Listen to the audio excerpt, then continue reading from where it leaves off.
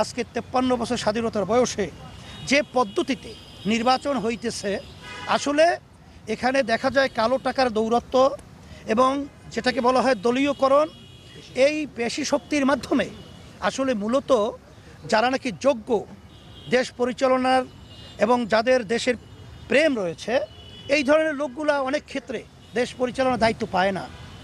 সেক্ষেত্রে আমরা PR system যে নির্বাচন, যেটা সব শাখার সব ধরনের সব মন মানসিকতার লোক এখানে সম্পৃক্ত থাকতে পারবে এবং তাদের ভোট হবে পিআরের, এটা হলো সংখ্যানুপাতিক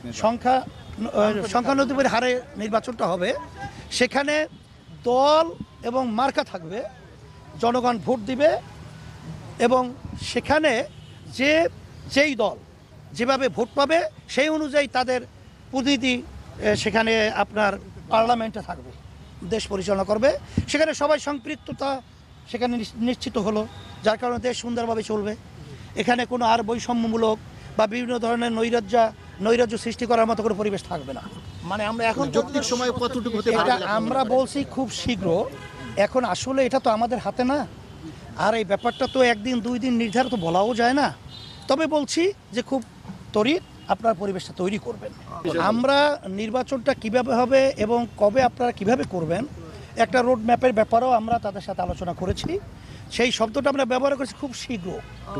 প্রধান উপদেষ্টা আমাদের এই পরামর্শে তারা খুব সাধুবাদ জানিয়েছেন এবং তারা বলছে যে অন্যায় প্রতিবাদে এবং সন্তুষ্ট হয়েছেন এবং এই প্রতিবাদে এবং বিশেষ করে সংখ্যালঘুদের, বিশেষ করে যে দুর্গাপূজা সহ আসছে, আমাদের সেখানে সহযোগিতা, কোনো ধরনের নৈরাজ্য সৃষ্টি না হয় এ ব্যাপারে তারা আলোচনা করেছেন।